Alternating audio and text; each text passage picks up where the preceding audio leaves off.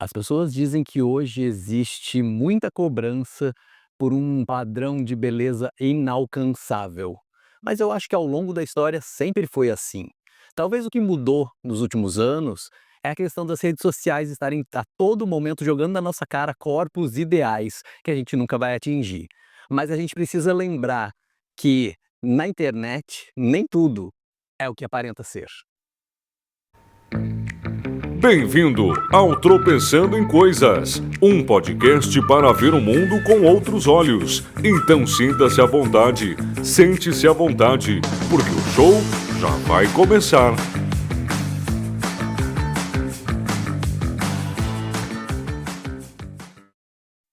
Sim, voltamos com a segunda temporada do Tropeçando em Coisas, depois de uma pausa um pouco maior do que o previsto, mas atendendo a centenas de pedidos que eu recebi por e-mail, pelas redes sociais, por fax, pelo Telegram, pelo Orkut, por carta, por psicografia, e claro que tudo isso é mentira, tem gente que nem percebeu que tinha parado. Mas estamos aí por uma nova temporada com surpresas, garanto que vão ter surpresas bem bacanas, e eu te peço, por favor, desde já, que você já deixe seu like, me ajuda muito, compartilha com seus amigos, e hoje a gente vai falar sobre um assunto muito importante e muito atual, que é autoestima. E como eu disse no começo do vídeo, hoje eu acho que a gente tem uma impressão muito maior de estarmos sobrecarregados sobre um padrão de estética, um padrão de beleza, um padrão físico de algo que a gente não consegue atingir, de modelos de beleza que para a maioria de nós, pessoas normais, é inatingível. Mas eu acho que se a gente analisar ao longo da história, isso sempre existiu. Como eu disse anteriormente, muito provavelmente o que a gente sente hoje, a impressão que a gente tem hoje de que isso é mais forte, de que isso é mais cobrado, é muito por causa das redes sociais. A gente hoje está com o celular na mão, rolando pelo feed, seja de qual rede for, e vendo pessoas fazendo vídeos extremamente elaborados, cheios de filtro, mulheres com muita maquiagem, os homens totalmente shapeados, né? Coisa que para a maioria de nós não é o normal, não é o que a gente vai conseguir atingir de forma natural ao longo da vida. E a gente precisa prestar muita atenção nisso, a gente precisa tomar muito cuidado com isso, para a gente não deixar se levar por essas coisas, sabe? Para a gente não deixar que esses padrões fakes, esses padrões de beleza de superstar, de influencer, cheios de estética na cara, de procedimentos estéticos, e eu não estou dizendo nada contra quem faça, cada um sabe o que faz da própria vida.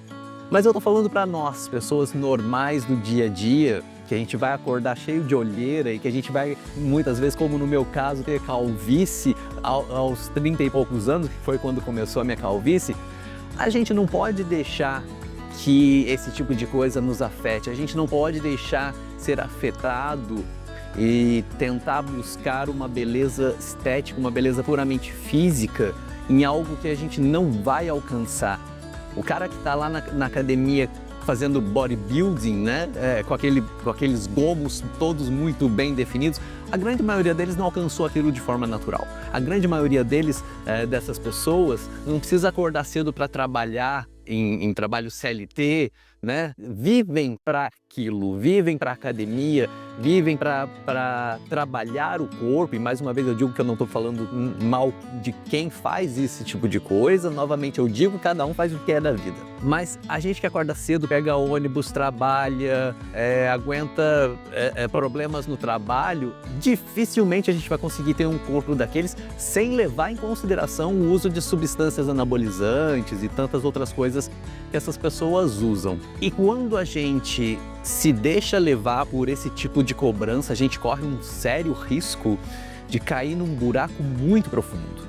A gente corre um sério risco de ter problemas psicológicos, inclusive, frustrações, depressão, por nos compararmos com pessoas que a gente está vendo na tela, por pessoas que a gente nem conhece pessoalmente a grande maioria das vezes. Se a gente verificar ao longo da história humana, a história da arte, por exemplo, a gente consegue ver quadros, pinturas, retratos que trazem um padrão de beleza que obviamente não é o mesmo que nós temos hoje, na grande maioria dos casos, porque a sociedade muda ao longo do tempo, as culturas mudam ao longo do tempo, o que a gente acha bonito muda ao longo do tempo. Inclusive, isso é algo muito interessante, a gente precisa prestar atenção no que a gente acha bonito, porque o belo, o bonito tem sido tema de filósofos muito importantes há muitos e muitos séculos e dificilmente a gente consegue chegar num consenso do que é belo, porque isso é muito individual.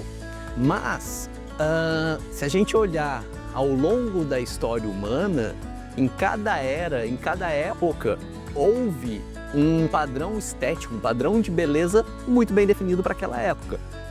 Se a gente vem agora mais recentemente para os anos 90, as supermodelos eram mulheres extremamente magras. E foi um período onde houve uma epidemia muito grande de distúrbios alimentares. Existiu, por causa dessa cobrança do mundo da moda, de que modelos fossem extremamente magras, quase que anoréxicas, existiu aí uma disseminação de distúrbios alimentares muito fortes. Muitas vezes a gente ficou sabendo de casos de modelos e até mesmo pessoas normais que, tentando atingir esse padrão das supermodelos, deixavam de comer, utilizavam drogas para não ter fome, ou quando comiam, faziam coisas para expelir essa comida, né? Não vou dizer aqui porque é meio nojento, mas vocês entenderam o que eu quis dizer. Então, em cada época da sociedade, teve um determinado padrão de beleza.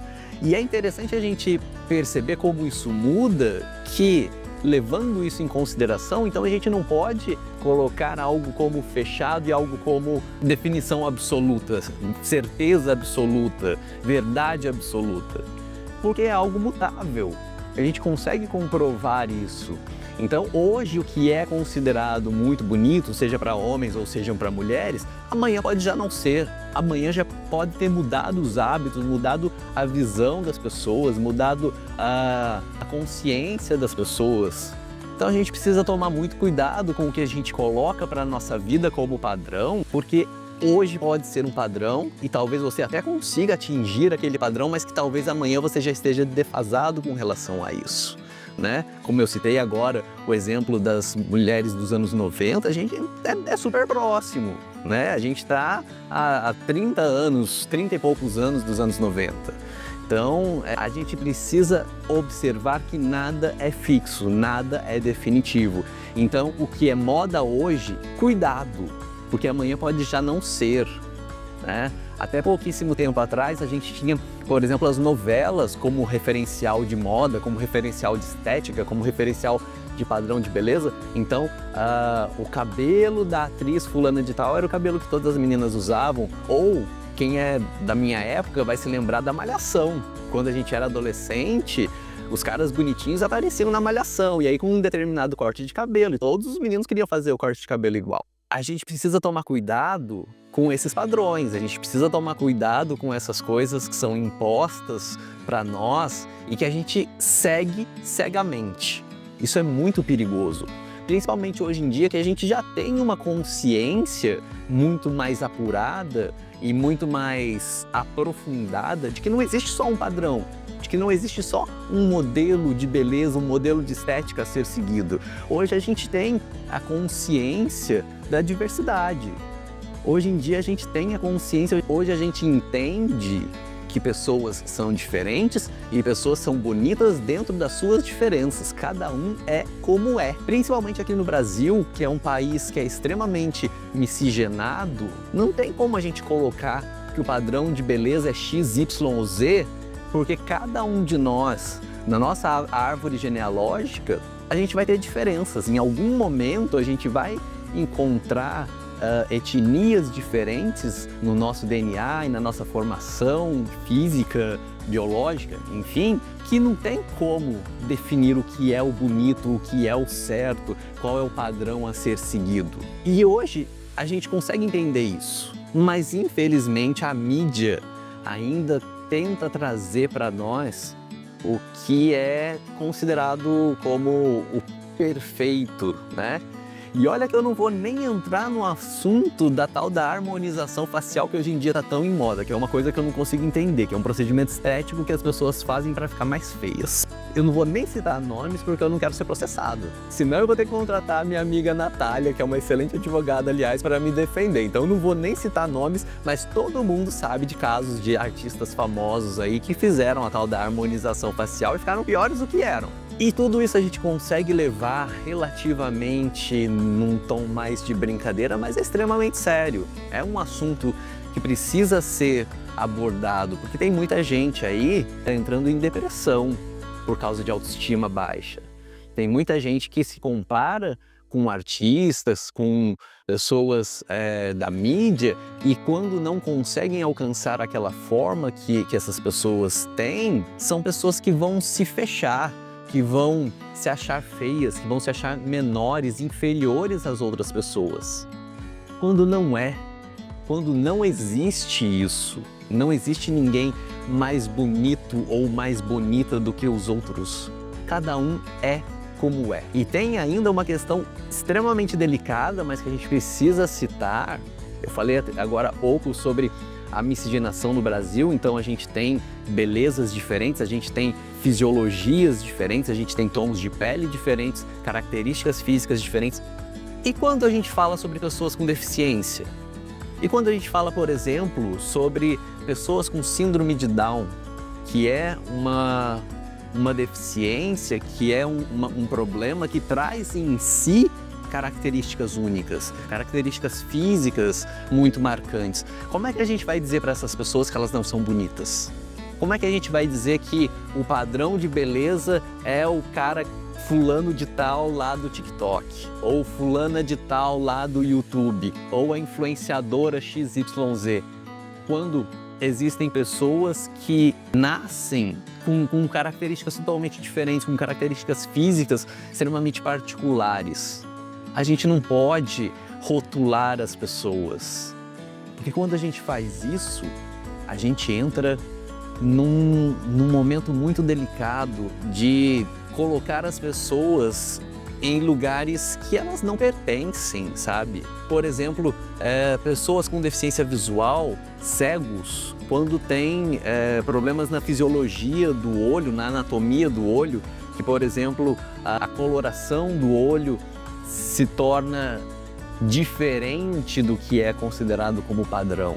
A gente vai dizer que essas pessoas não são bonitas porque elas têm características distintas em razão de uma deficiência? Eu volto a dizer, a questão sobre o que é o belo é uma questão que a filosofia trata desde os primórdios, e eu vou dizer que a gente não consegue uma resposta para isso.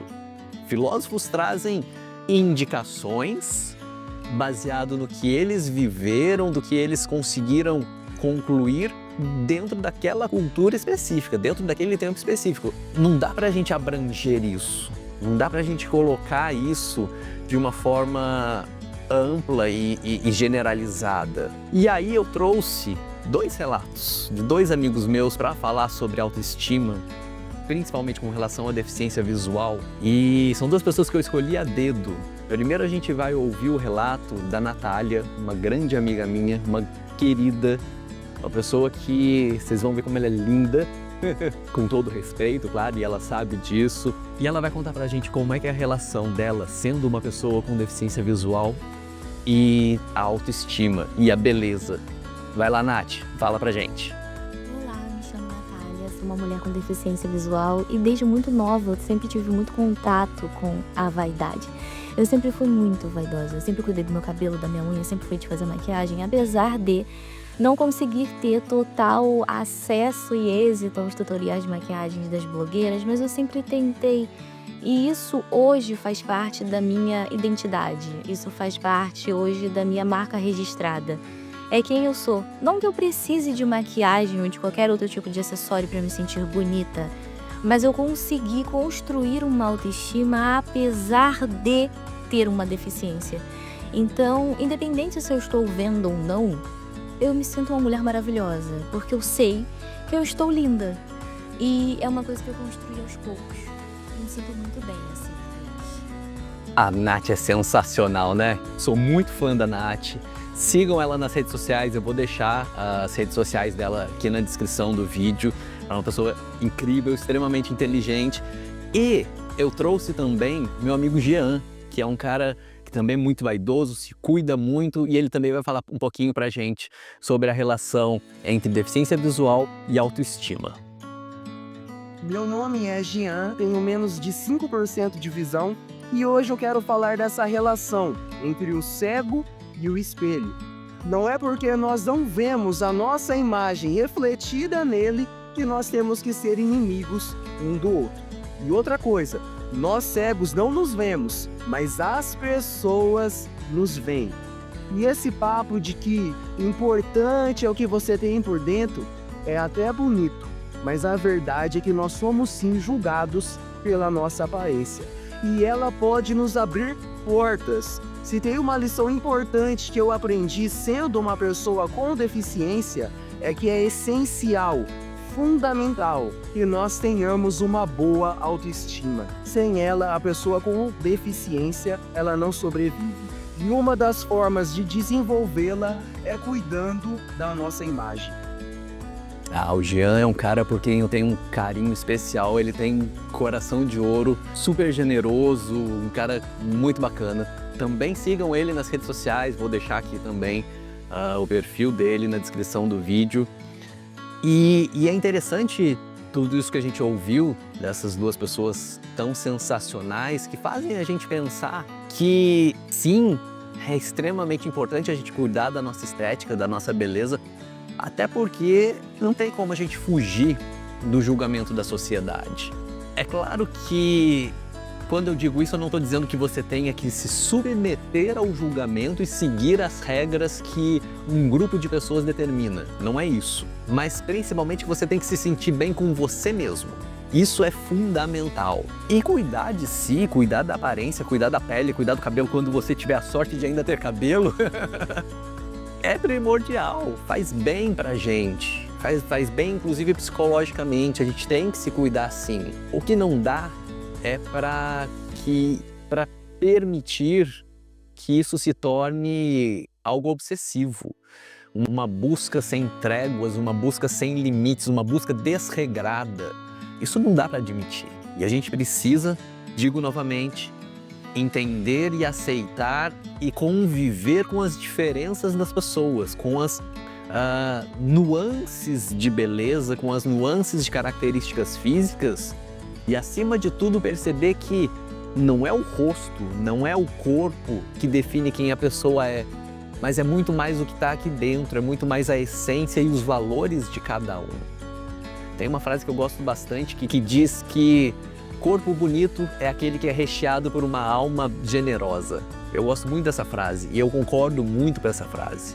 Porque às vezes a gente sabe que tem muitas pessoas aí que são, sim, fisicamente muito bonitas, mas que talvez até por se acharem melhor do que os outros, são pessoas que são extremamente vazias, são pessoas que são extremamente fúteis e, acima de tudo, em alguns casos, são pessoas que são extremamente arrogantes por causa da aparência, por serem classificadas como pessoas com uma aparência melhor do que as outras. E um outro ponto que a gente não pode deixar de abordar também, é claro que eu não vou aqui falar tão profundamente sobre isso, porque eu acho que a gente precisa dedicar um tempo todo especial sobre assuntos assim, mas também é identificar, perceber, compreender que questões estéticas, questões físicas não podem ser motivo de preconceito.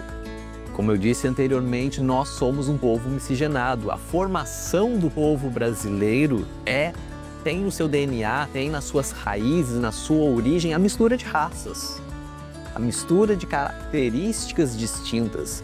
E, infelizmente, hoje em dia ainda tem gente que classifica os outros por causa da cor de pele, por causa do tom de pele, a forma do cabelo, se tem um cabelo crespo ou se tem um cabelo liso, como era feito nos tempos que ainda se havia escravidão, e isso é inadmissível. A gente não pode aceitar que ainda existam pessoas que menosprezam os outros por causa do tom da pele.